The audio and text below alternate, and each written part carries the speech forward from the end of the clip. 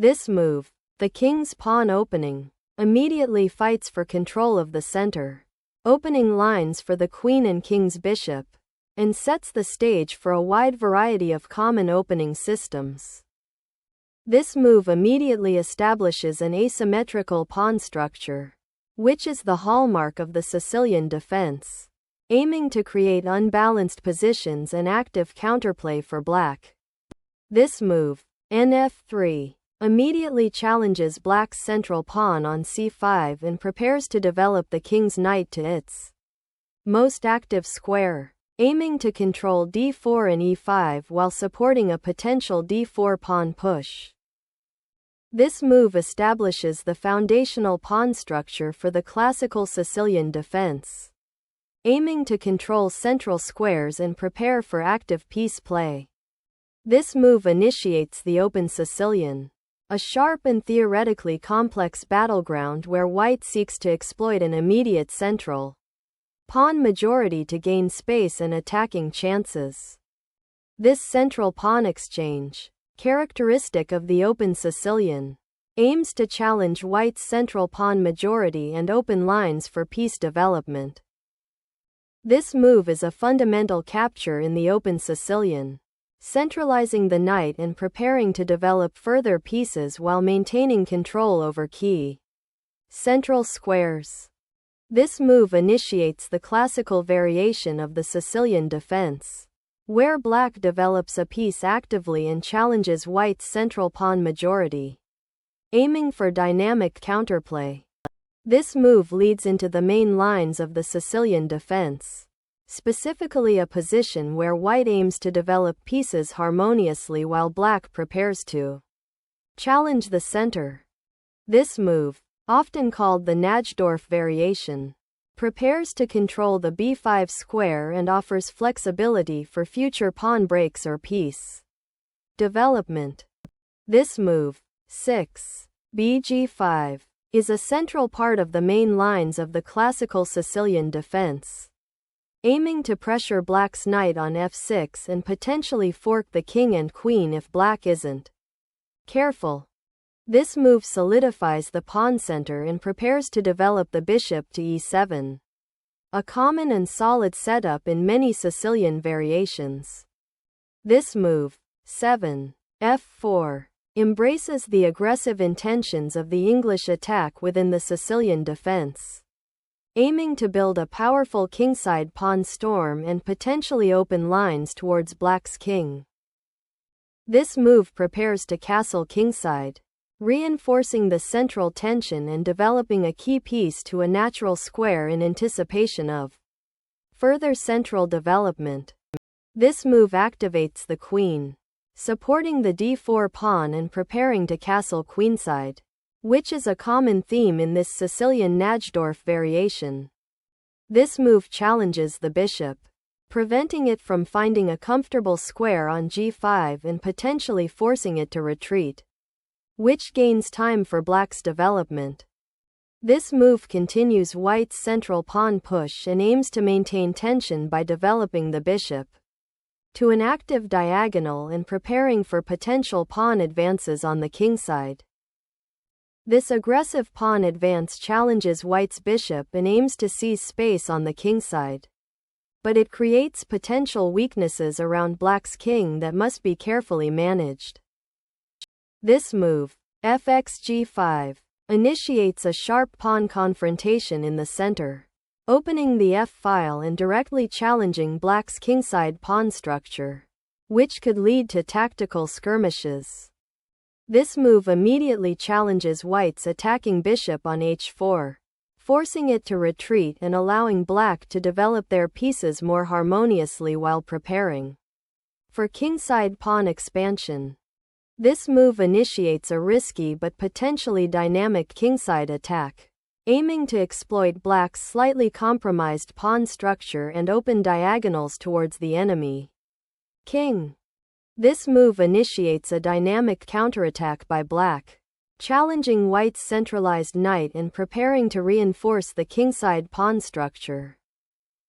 This move prepares to develop the queen to a more active square, potentially supporting a kingside attack or defending the king more robustly while keeping an eye on the d5 square.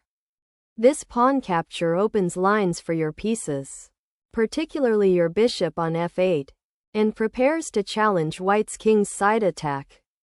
The bishop repositions to g3, maintaining its influence on the long diagonal and preparing to support potential pawn advances or a knight transfer to f5, while also defending the e5 knight. This move develops the knight to a more active central square, preparing to support a potential b5 advance and eyeing the kingside pawn structure after black's recent pawn advances. This move repositions the queen to avoid the g-file's pressure and potentially prepare a rook lift or support a central pawn advance. Black initiates a flank pawn storm on the queenside to gain space and potentially open lines against white's castled king. This move aims to restrict black's queenside expansion by preventing b4 and maintaining central pawn control. This move repositions the bishop to a more active diagonal, preparing to contest white's queenside initiative and potentially launch an attack on the d4 knight. White repositions the knight to a more active central square, preparing to challenge black's pawn chain and potentially exploit the weakened kingside. This move, qc7, aims to connect the rooks, support the d6 pawn, and prepare for potential queenside expansion with b4 or pressure along the c-file. This move repositions the queen to a more active square, aiming to support the central pawn advance and prepare for potential pawn breaks or kingside attacks.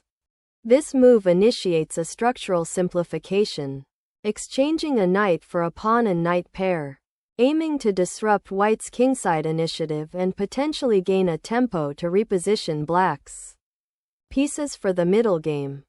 This capture on f3 opens the g-file for white's rook and creates a doubled pawn for black. But importantly, it also solidifies white's central pawn presence and removes a potential attacking piece for black. The knight repositions to e5, challenging white's central pawn structure and aiming to exchange pieces to simplify the game or potentially create attacking chances on the kingside. This exchange on the kingside simplifies the position and, by removing black's potentially active g-pawn, alleviates white's immediate defensive concerns while potentially opening lines for white's rooks. This pawn recapture on e5 opens up the diagonal for white's queen to potentially pressure black's kingside and creates a central pawn deficit for black, demanding careful defensive play. This knight maneuver initiates a strategic redeployment, aiming to reinforce the queenside and potentially pressure the c4 square. A common theme in Sicilian structures where white often seeks counterplay. The rook now occupies the d-file, preparing to challenge white's control and potentially create pressure against the white king if the center opens further. Developing the bishop to d3 aims to solidify the kingside defenses and prepare for potential pawn advances in the center or queenside, while also freeing the queen from its defensive duties. This move repositions the queen to a more active square, eyeing the weakened b2 pawn and supporting potential pawn pushes on the queenside.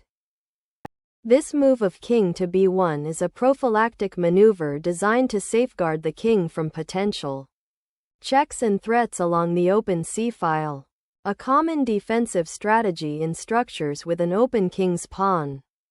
This move, 22, f6, aims to reinforce the pawn chain and prepare for potential kingside expansion or to contest the d4 pawn, but it weakens the light squares around black's king and potentially opens the e6 pawn to attack.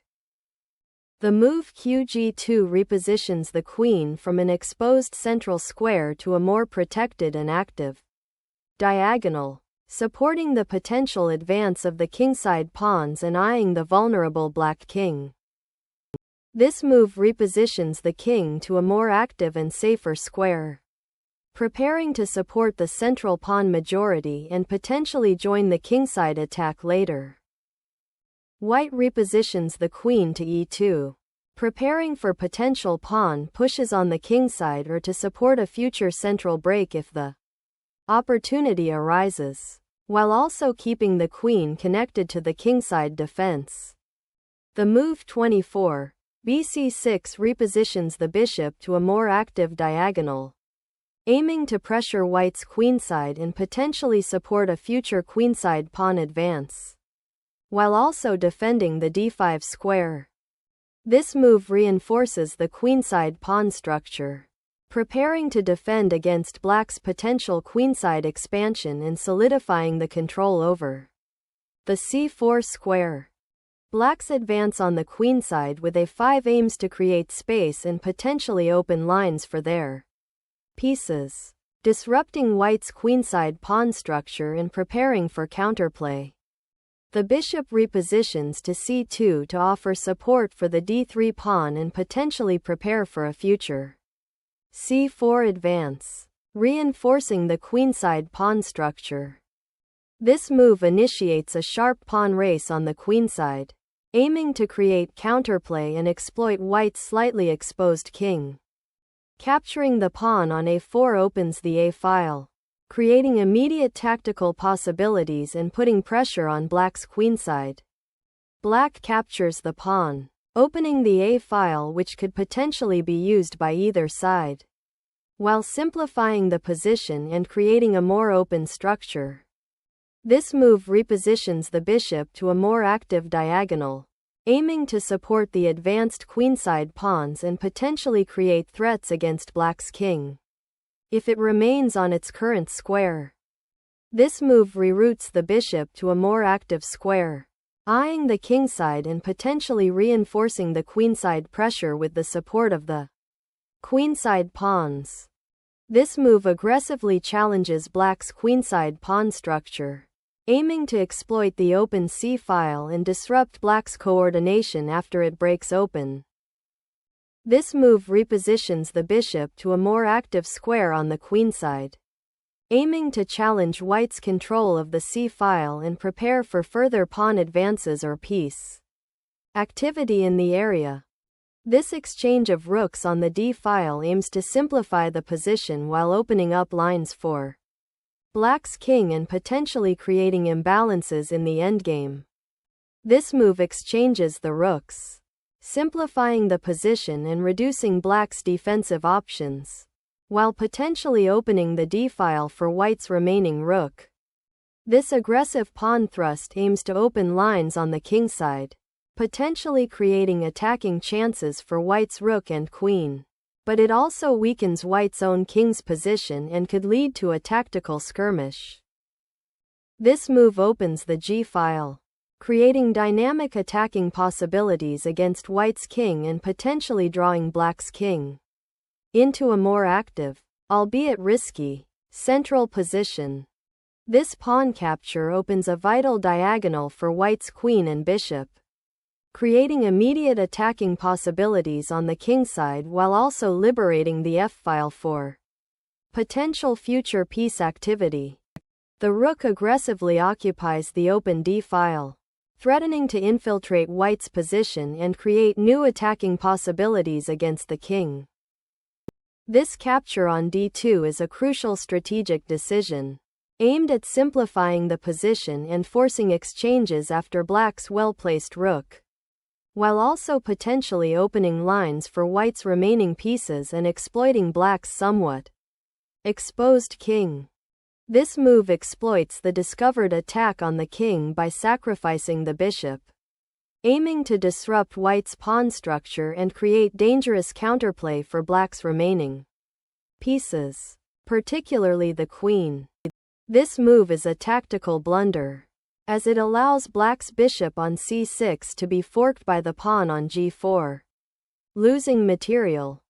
Black captures the rook on h1, sacrificing the bishop for material gain but opening up the king to attack and potentially creating long-term positional weaknesses due to the exposed king. The move qh6 is a brilliant counter-attacking maneuver, exploiting the exposed nature of black's king and the recently activated rook on h1 to initiate a decisive mating attack. This check is a desperate attempt to force a perpetual check or create a mating net with the remaining queen, as white's king is under severe attack after black's successful infiltration. This move is a desperate attempt to escape perpetual check, but it abandons the king further and allows black's queen to continue its devastating attack. Black's recapture with the queen on g4 is a necessary immediate response to white's check, aiming to maintain material equality and protect the king from further threats in this highly tactical and unbalanced position. This move is a forced check that aims to exploit the exposed black king, potentially leading to a mating net or forcing material gain through a discovered attack or deflection. This move, 37, qg7, aims to protect the king by immediately interposing the queen on the diagonal, preventing the forced mate that would have occurred if the king had moved to f8 or g8 after the queen check. This move initiates a forced checkmate sequence by leveraging the exposed black king and the recently activated white queen on the h-file. The king must escape the perpetual check and find a safer square to regroup, as the white queen's pressure on the king is relentless and offers no immediate respite. This move aims to control the important a4-e8 diagonal, potentially targeting weak pawns or squares on black's queenside and preparing for further pawn advancement or piece activity. This bishop sacrifice is a desperate attempt to disrupt white's king and create counterplay by opening up lines against the exposed king, even though it will lead to material loss.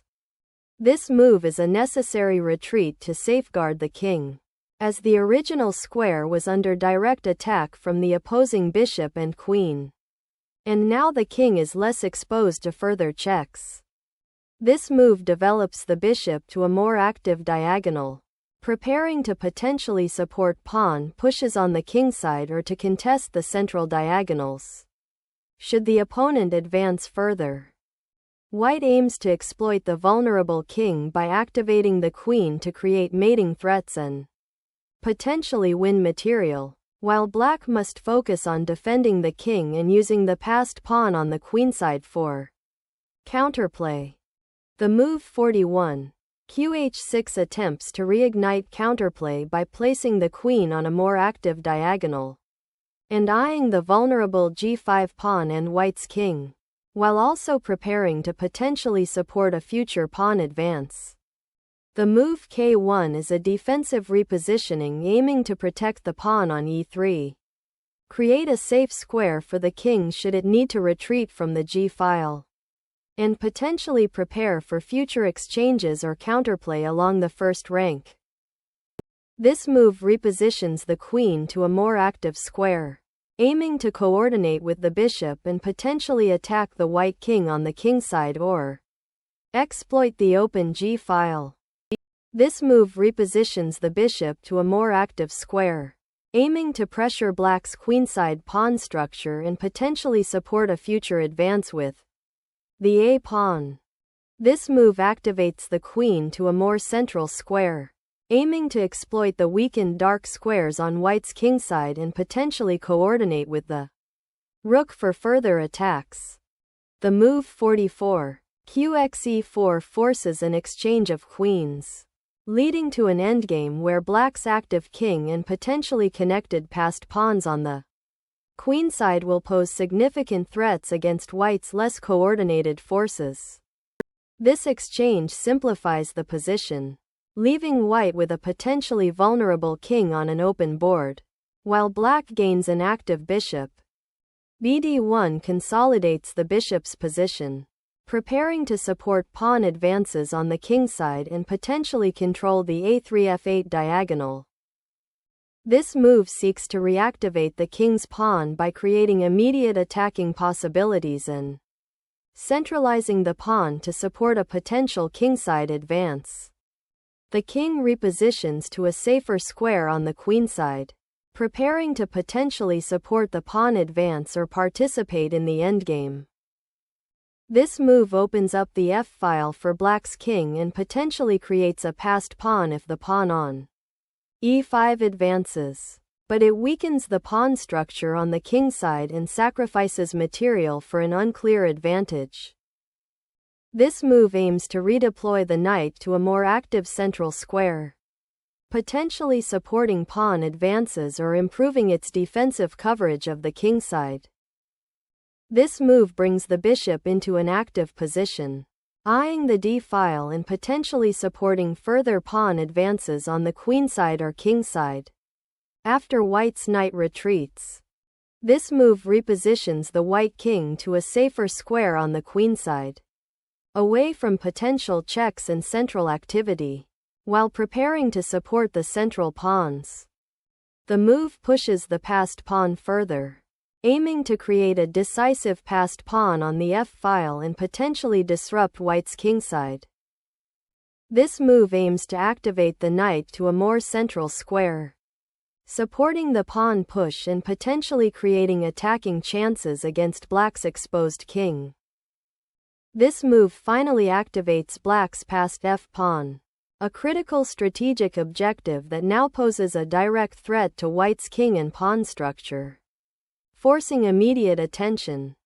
White's bishop on c2 now defends the pawn on f2, preventing its promotion and aiming to consolidate after black's initiative has stalled. Black promotes to a queen, fundamentally changing the material balance and setting up an immediate threat to white's king, forcing white to react.